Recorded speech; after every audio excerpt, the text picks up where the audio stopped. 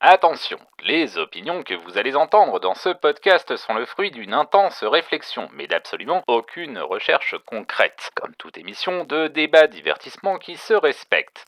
Si vous pensez que Mythe l'imitator, c'est probablement vrai. Si vous voulez vous en plaindre, je suis sûr que vous savez déjà comment vous y prendre. Tut tut, les rageux.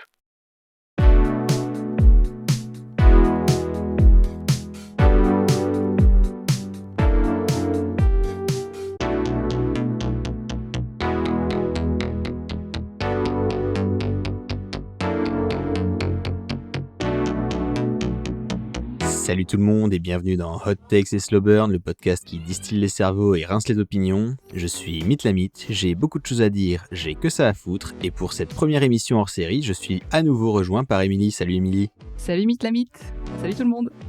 Alors au cas où les gens ne se souviendraient plus bien, est-ce que tu veux faire un petit point pour te représenter très rapidement Émilie ? Ouais, pas de souci. Donc, ça fait 6 mois que j'ai participé au premier HSB Hot Take and Slow Burn, voilà, on va le faire comme ça, dont le sujet était Resident Evil. Voilà, donc ça remonte un petit peu. Et voilà, moi j'ai 32 ans, je joue un petit peu à tout, principalement des jeux de réflexion, des RPG, jeux d'énigmes, voilà. Un petit peu de tout.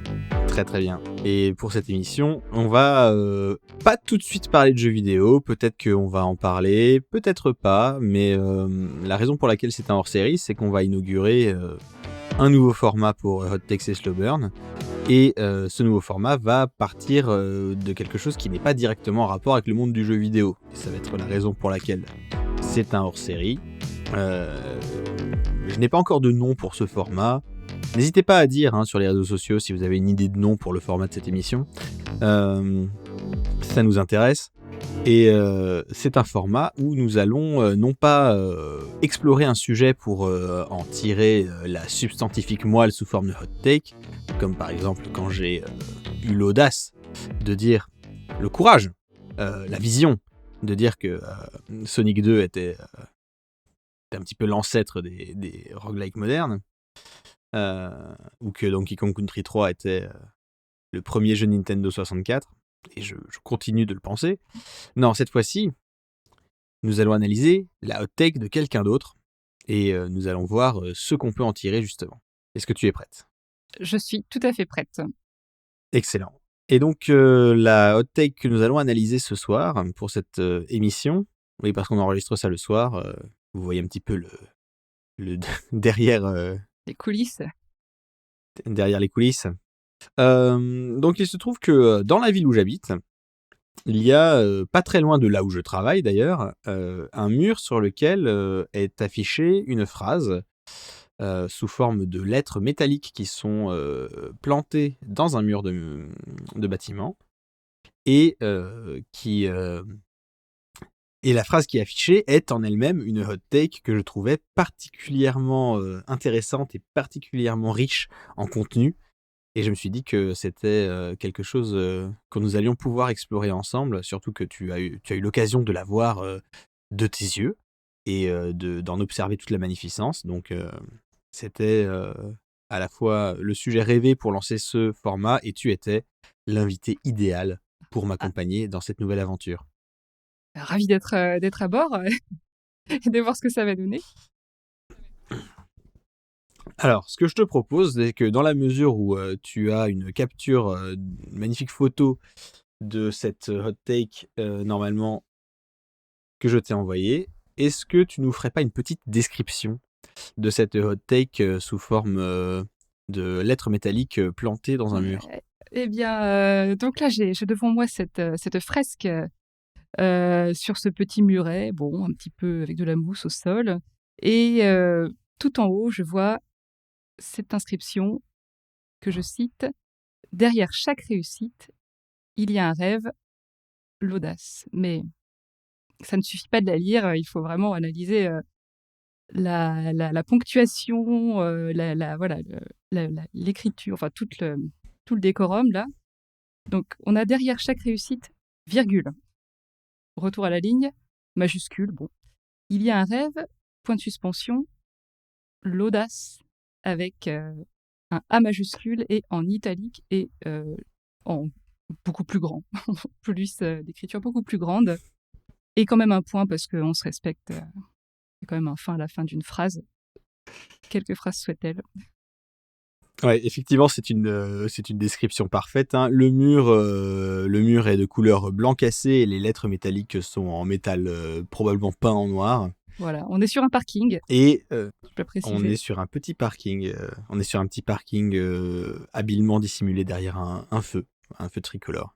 Si vous avez reconnu le lieu en question, c'est pas la peine de le partager sur les réseaux sociaux. Ne vous inquiétez pas, ça ne manquera à personne. Mais tu as fait une description tout à fait exhaustive et tout à fait juste de cette phrase que j'ai moi-même sous les yeux. Et déjà sur la typographie, on sent une forme d'ambition, presque une forme d'audace finalement, Une forme d'audace avec un A avec majuscule, ouais. avec un A majuscule. Puisque à part des gens qui n'ont jamais écrit de texte de manière professionnelle de leur vie, je pense que personne dans son état normal ne viendrait à écrire une phrase de cette manière-là. Non, et puis je me dis, enfin, là, je réfléchissais à la personne, enfin, aux personnes qui ont conçu, voilà, cet ouvrage, de me dire: «Bon allez, il y a eu une réflexion derrière de se dire: "Bon attends, on va refaire un petit retour à la ligne parce que là trop long, ça va pas être bien visible, on décale un petit peu." Enfin c'est pensé quand même, hein. Ah oui, bah on connaît l'expression, hein, qui ne rêve pas d'être une mouche posée sur un mur. Et là, on se Bah demande voilà, qui ne rêve pas d'être une mouche posée sur un mur lors de la réunion de conseil c'est municipal ça, où ils se sont dit on va mettre ça, ça va être trop bien. ça va avoir de l'impact. Euh, Ça va avoir de l'impact. Ce n'est d'ailleurs pas. Alors, je sais pas si tu t'y connais en casse. Moi, pas trop, Non, donc je ne sais pas. non, je saurais pas dire. J'ai une petite appli qui permet de chasamer un petit peu là les typos, mais là je l'ai pas, comme ça là. Je vais pas l'improviser, mais allez, bah, vous pouvez commenter, voilà, lâcher Bah, les coms si jamais on peut faire une petite impression au écran oui, oui, je mettrai à sur, partager. sur les réseaux l'image. N'hésitez pas, hein, à nous dire si vous reconnaissez la police d'écriture qui a été utilisée pour cette phrase. Ça nous intéresse. Et donc, ce que je te propose, c'est dans un premier temps de faire une petite analyse de texte vraiment au premier degré et d'essayer de comprendre ce que cette phrase essaye de dire, ce que les gens qui ont jugé bon de mettre cette phrase à cet endroit-là ont voulu véhiculer comme message. Et ensuite, nous pourrons essayer une petite déconstruction, une tentative de voir ce qui va, ce qui ne va pas, ce que ça dit vraiment par rapport à ce que ça essaye de dire. Et puis, si on s'en sent capable, on pourra même essayer de trouver une phrase Mmh. alternative qui aurait été de meilleure crue, finalement, pour reporter ce message sur ce mur. Ouais, ce qui aurait pu aller aussi, OK, donc analyse, au premier degré de cette, citation, bah, du premier degré, moi je dirais que ça part d'un bon sentiment. Ça part sans doute d'un bon sentiment, j'imagine que c'est quelqu'un qui a voulu véhiculer une espèce comment dire? De citation motivationnelle, mais avec, avec beaucoup d'audace et enfin, moi, en tout cas, ce que ça m'inspire, c'est,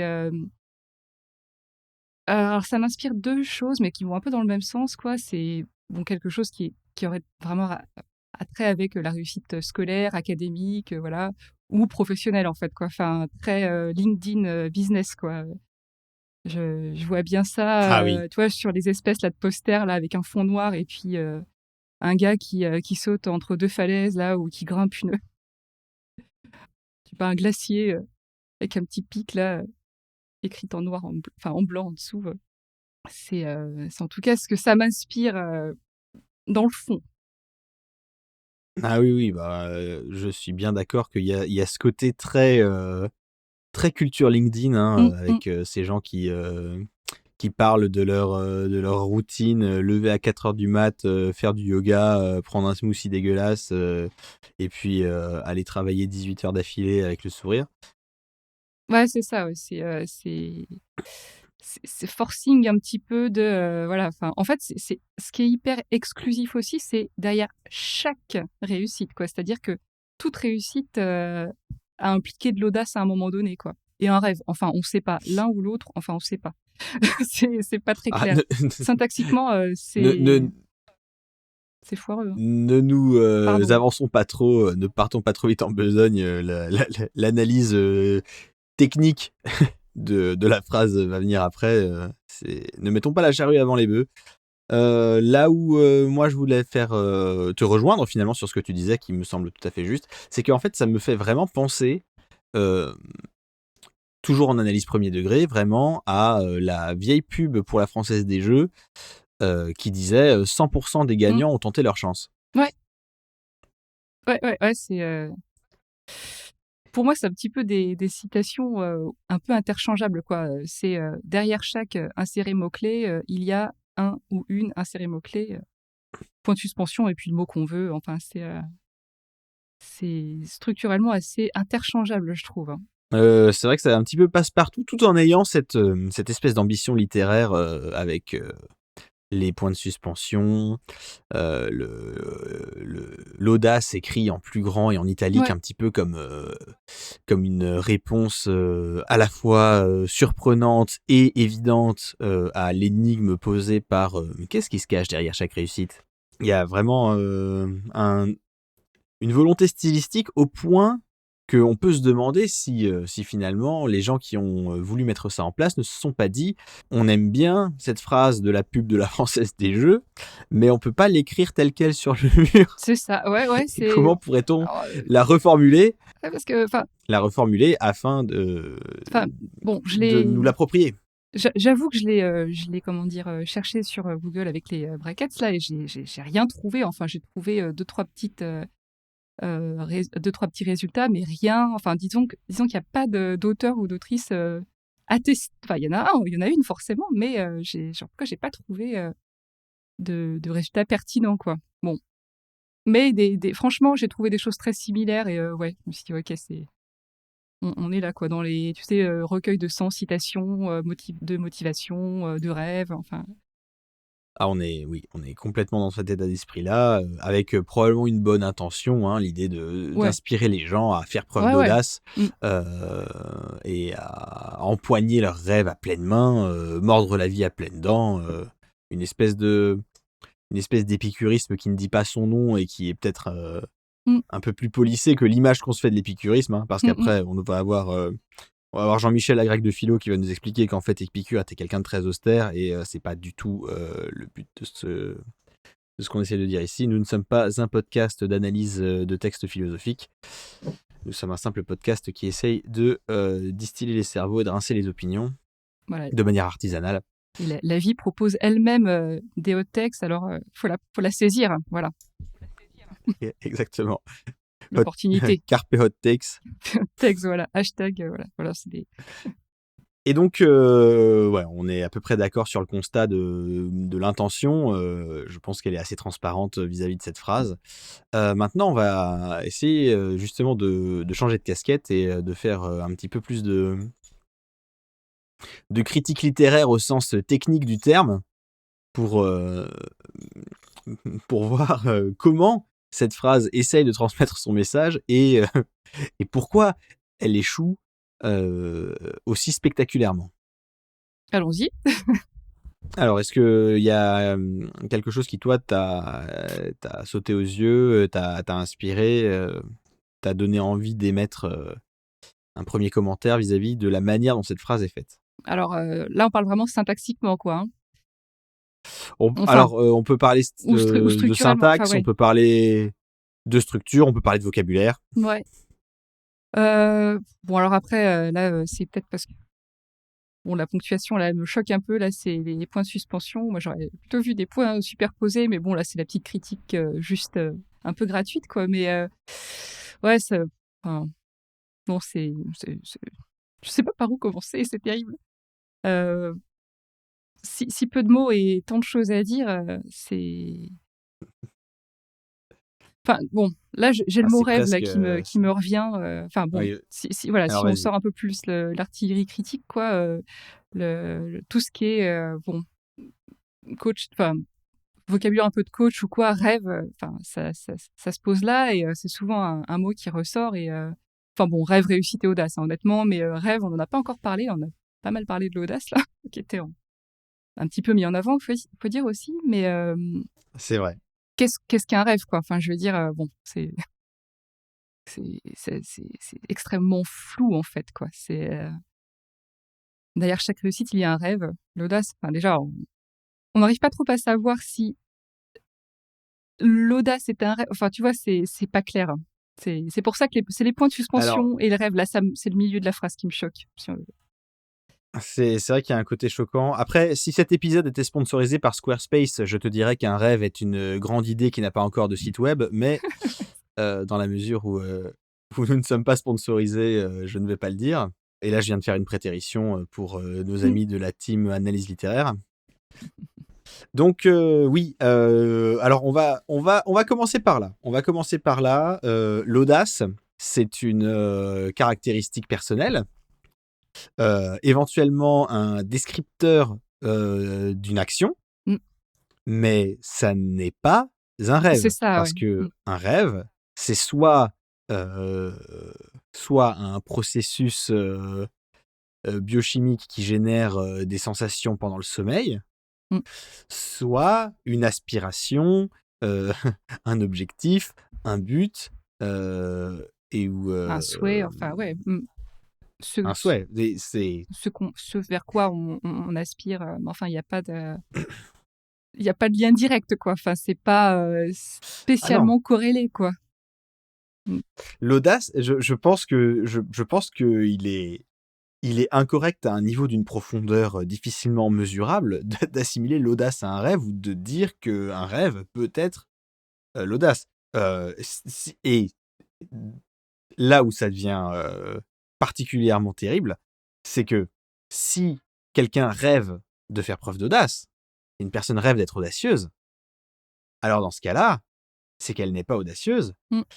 et que cette audace ne peut pas être mise au service de sa réussite, malgré, enfin, comme le suggère cette phrase. Ouais, c'est absurde, en Et fait. du Ouais, ouais, ouais. ouais, on est dans l'absurdité la plus totale. Et je pense que la présence des points de suspension n'est pas étrangère à ça.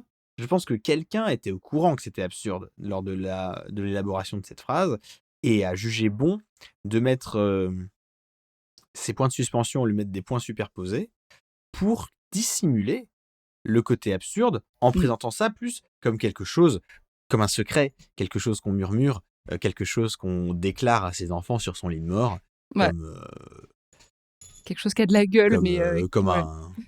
voilà, comme un bon coin à champignons qu'on révèle avant de passer l'arme à gauche.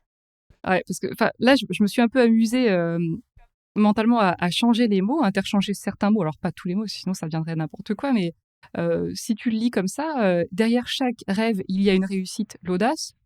Honnêtement, ça marche pas forcément mieux ni pire, en fait, je trouve. Oui, je vois ce que tu veux Tu vois? dire. Après, on peut pas non plus intervertir trop de mots parce que sinon on se Ouais. retrouve avec derrière réussite rêve, il y a chaque l'audace. Voilà, Ça ne veut plus rien dire. l'apostrophe dans le vent. Ouais. Oui, Mais tiens enfin, l'apostrophe dans le vent. voilà quoi, tu vois, les trois mots pourraient être un peu interchangés. Je trouve que ça sonnerait aussi. Enfin, en tout cas, ça me parlerait pas plus que ça, quoi. Oui, Trois mots-clés. effectivement, on serait interloqué pareil. C'est ça. De la même manière, ça va être un point d'articulation pour passer à mon point suivant, mais je ne pense pas que la réussite s'appuie sur un rêve qui se cache derrière elle. Ouais. Je pense qu'on peut attribuer beaucoup de choses à la réussite, mais pas forcément un rêve, dans le sens où le rêve serait plutôt la motivation Mm. pour atteindre cette réussite, mais certainement pas le secret qui a permis à cette réussite de se réaliser. Ouais, tout à fait. Ouais. Contrairement Mm. toujours à ce que la phrase suggère, notamment avec ses points de suspension. Et ça va me permettre d'articuler sur mon autre point, qui va être le point hashtag voter à gauche, hashtag insurrection, hashtag semaine de 30 heures, hashtag Philippe Poutou. Quand on vit dans notre société capitaliste en phase terminale, où les profits des plus riches continuent de croître, alors que les inégalités, les divisions et les difficultés de la vie quotidienne s'accumulent du côté des plus précaires, on sent quand même poindre la dissonance cognitive avec l'idée que l'audace est suffisante Ouais. pour réussir son rêve.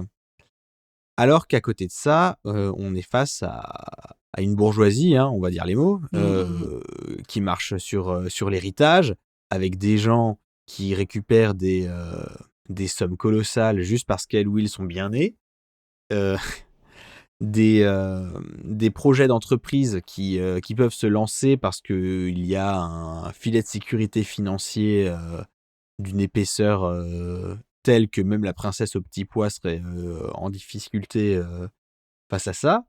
On a une réussite qui est finalement tendue sur un plateau d'argent à toute une catégorie de la population, Mm. indépendamment de leurs rêves, de leur audace, de leur rêve d'audace, de l'audace de rêver, ou simplement le fait d'avoir la volonté de réussir. Ah, on est vraiment dans le même sac que si tu veux, tu peux, quoi. Enfin, c'est Ah oui, même logique, oui, quoi. absolument. Ouais, on est dans la même logique que si tu veux, tu peux, et c'est pas beau à voir parce Non, que c'est pas une belle logique. pas du tout, ouais.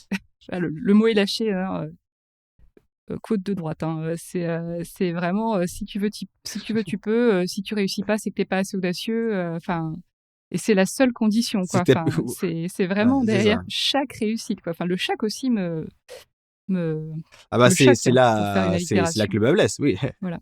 Le chaque me choque. Dites-nous dans les commentaires sur les réseaux C'est ça, sociaux si vous avez des belles allitérations à faire avec cette phrase. c'est un chiasme. Non, c'est pas ça. Je sais plus si c'est phonétique ou pas, le chiasme. Enfin bon, c'est pas le lieu. Non, c'est pas ça. Non, le Non, c'est chiasme, c'est blanc pas bonnet et bonnet phonétique. blanc. Ouais, c'est pas ça. Non.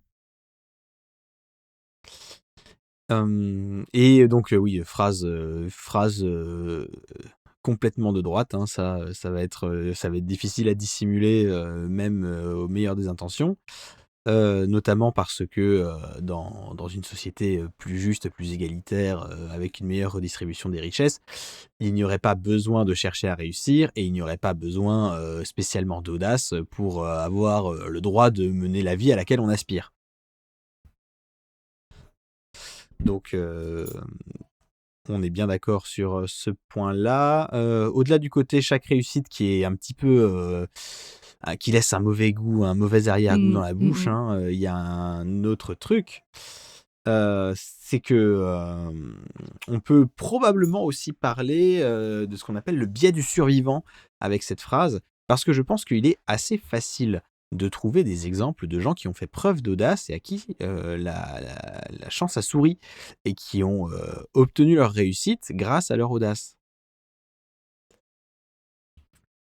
Bien que ça ne soit pas du tout représentatif du destin de la majorité de la population. Pour revenir sur le sujet des jeux vidéo, Oui, c'est ça. Mm.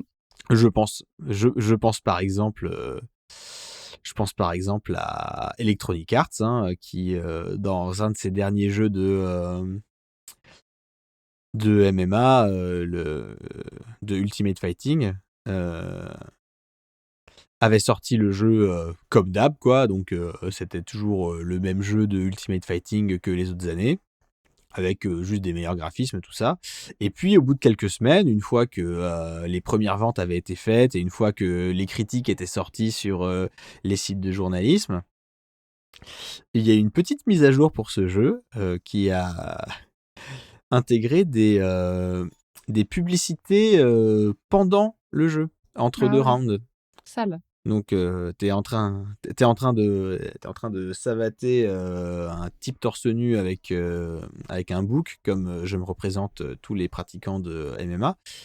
Et, et on t'agresse avec une petite pub pour KFC entre deux mandales. En secret, et ce contrat publicitaire a probablement rapporté beaucoup d'argent à Electronic Arts, ce qui représente une réussite. Et le fait de faire ça en secret, après avoir eu une première vague d'achats, et après la sortie des critiques, qui en général ne reviennent pas sur leur jeu parce que les actualités sont trop chargées pour pouvoir se permettre des revisites dans des délais aussi courts, eh bien, on peut dire que Electronic Arts n'a pas manqué d'audace pour faire Ouais. ce move digne de manger ses grands morts, C'est ça. pour le dire poliment. Hein, de la même manière, je ferai un épisode plus détaillé sur cette magnifique technologie, mais les jeux vidéo se penchent sur cette incroyable machine à fric que sont les NFT, Ah, Non-Fungible tu Tokens. vas, tu vas, tu vas te lancer dans ce sujet. Ok, j'ai hâte. Je vais pas me lancer dans ce sujet. Je vais pas me lancer dans ce sujet parce que je veux faire un épisode dessus. Ah ouais. Mais Oui, dans un donc, ouais, alors, ultérieurement. oui, ultérieurement. Donc, alors, une version très très courte du sujet. Donc, c'est une technologie qui est censée permettre de distribuer des certificats d'authenticité pour des œuvres d'art numérique. L'authenticité est garantie par la technologie de la blockchain, donc qui est la technologie sous-jacente aux crypto-monnaies comme le Bitcoin, l'Ethereum et autres joyeusetés. C'est une technologie qui, dans les faits, n'a ni intérêt, ni vertu, ni même la capacité à tenir la promesse qu'elle fait à la base en disant qu'elle peut garantir l'authenticité. Mais comme ça n'est pas un marché régulé, eh ben, il y a des tas d'escrocs qui se sont jetés dessus pour se faire des tonnes et des tonnes de pognon. Et qui dit se faire des tonnes de pognon sur des marchés numériques non régulés, dit que des éditeurs de jeux vidéo pas très regardants sur la provenance de leurs revenus, hashtag l'argent n'a pas d'odeur, se sont dit et se sont mis à annoncer que ce serait très cool de faire des NFT dans leurs jeux vidéo, peu importe quelle forme ça prendra, peu importe selon quelle modalité ça va être mis en place, peu importe que ça rende d'office les jeux interdits aux moins de 18 ans parce que jouer avec du vrai argent dans les jeux vidéo, c'est pas tout à fait quelque chose d'autorisé aux mineurs. Mais en tout cas, voilà, ça a réveillé une forme d'audace, hein, puisque C'est je ça, suis sûr ouais, que ouais. ces gens se représentent comme des capitaines d'industrie à la pointe de la technologie, prêts à offrir la meilleure expérience au public grâce aux moyens de monétisation les plus innovants possibles. Mais c'est ça, en fait, la phrase. Elle est là. Derrière chaque Ouais, ouais, ouais, réussite, ouais. il y a un rêve, l'audace. Eh ben oui, le rêve, c'est de piquer leur pognon au public en leur promettant monts et merveilles. Et l'audace, c'est de leur présenter ça soit en leur mentant avec le coup de la pub dans le jeu de MMA, soit en leur présentant une arnaque à la pyramide, comme avec ces saloperies de NFT. Je suis très remonté contre cette technologie, hein, et même si ça ne consommait pas l'équivalent d'un petit pays en électricité pour tenir debout, ça me mettrait très en colère quand Ah bah même. éthiquement, ça pue. Et donc, ah bah, c'est incroyable. Et donc voilà, en fait, le problème avec cette phrase, c'est que quand on regarde un petit peu ce qu'il y a derrière, eh bien, les cas où l'audace, je fais des guillemets avec les doigts, a mené à la réussite, eh bien, c'est surtout quand on a eu l'audace de mentir, de voler, de tromper, de se positionner de manière pas du tout éthique sur des marchés où on n'est pas censé se positionner. Et ça enlève un petit peu de panache à cette petite phrase affichée sur un muret devant un parking. Ouais, le rêve, d'un coup, perd un peu son accent circonflexe, là. Il fait la tronche, on va dire. Ça devient un rêve. Mais l'audace garde bien sa majuscule, hein. Ça, Ah ça, il y a pas de problème. pas de problème. Hein, on Ouais. pensera aussi à des sorties de personnages politiques éminents qui vous expliquent Par exemple, hein, complètement par hasard, que il faut pas leur tenir rigueur de cette photo où on les voit devant une assiette remplie de homards parce que ils détestent le homard et que le champagne, ça leur donne mal à la tête. Voilà aussi le genre d'audace en fait qui se cache derrière, non pas la réussite, mais derrière ce genre de phrase. Ah, c'est ça. Donc une hot take, si on devait lui donner une note de 1 à 10 où 1 c'est complètement claqué au sol et 10 c'est cerveau cosmique, tu lui donnerais quoi comme note toi? Pour 1, parce qu'on met pas des zéros. Ça se fait pas. Ah bah de toute façon ça va. Oui, c'est sûr que quand l'échelle va de 1 à 10, mettre 0 c'est un petit peu exagéré, un peu audacieux on pourrait dire finalement. C'est ça. Alors moi j'ai envie de lui mettre genre 1,5 ou Ah, 1,2 c'est quoi ce par... virgule? Non mais je vais t'expliquer pourquoi. Cette citation est complètement claquée au sol, ça On est on tous va pas d'accord. revenir dessus. Peut-être pas tous, mais on est d'accord en tout cas. Mais je suis intimement convaincu que ça part d'une bonne intention Oui. et je suis prêt à faire l'aumône de 0,2 points sur cette échelle pour montrer que j'ai tenu compte de la bonne intention qui se cache derrière la phrase, même si, comme chacun le sait, l'enfer est pavé de bonnes intentions. C'est ça. Donc, bah écoute, une note assez unanime, hein, on a une hot take bien claquée au sol. Ouais, non, rien ne va. Voilà, il y Ça, a rien qui va. De la typographie au message sous-jacent, il y a tout acheté à la Ouais. poubelle. Donc, Je sais même pas comment on pourrait rectifier cette citation, quoi. Enfin, derrière, qu'est-ce qu'il y a derrière chaque réussite, en fait? C'est pas généralisable, quoi. En fait, c'est déjà ça part très mal, en fait, quoi.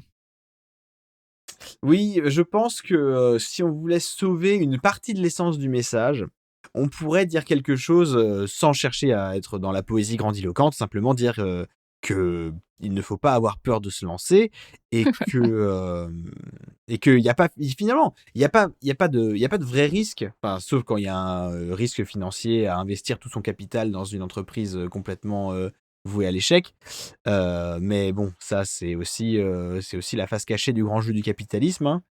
Mais pour des choses à plus petite échelle, comme par exemple lancer un podcast où on essaie de distiller les cerveaux et rincer les opinions, il faut se lancer. Ouais, c'est ça, ouais. Il faut pas se laisser intimider par les normes sociales ou par une peur de l'échec qui n'a pas vraiment de sens. Donc, si je devais essayer de corriger cette phrase complètement claquée au sol, je transformerais ça en lance-toi. Voilà.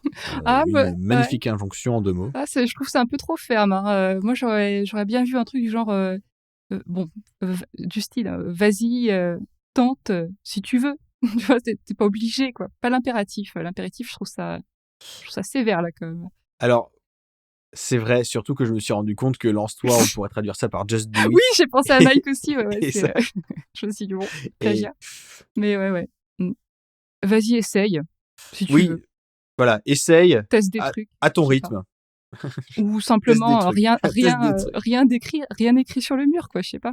Juste un mur. Alors c'est peut-être la correction la plus extrême, mais aussi la moins risquée, parce que finalement une page blanche c'est aussi l'infini de l'inspiration, des potentialités non encore écrites. C'est ça.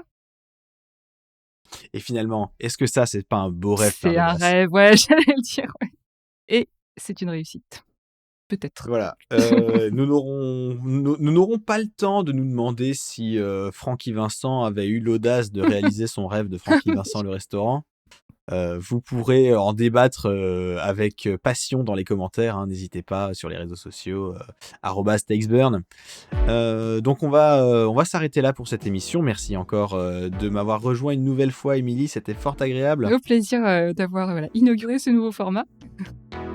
Bah, écoute, je pense que ce sera à la hauteur du du bon temps qu'on a passé ensemble à décortiquer cette phrase pour les auditeurs aussi. En tout cas, c'est ce que je leur souhaite. Je vous rappelle que Hot Takes et Slow Burn est un podcast Studio Carton C. N'hésitez pas à aller aussi écouter l'autre podcast du réseau, Pragmastic, le podcast qui vous parle d'expérience de jeu. Quelque chose que tu voulais mettre en avant, que tu voulais plug, une hot take personnelle que tu voulais faire passer, Émilie, avant qu'on se sépare? Non, pas particulièrement, juste voilà, prenez tous bien soin de vous et bisous Philippe, voilà. Très bien, ça roule. Eh bien, dans ce cas-là, on va se séparer cette fois-ci. N'hésitez pas à mettre des étoiles plein sur vos plateformes de notation de podcast préférées.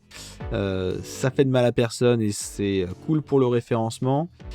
Et puis, je vous dis à la prochaine. Et d'ici là, je suis toujours Mythamite et continuez d'ouvrir votre esprit en regardant des phrases accrochées sur les murs des parkings. Allez, salut tout le monde! Ciao!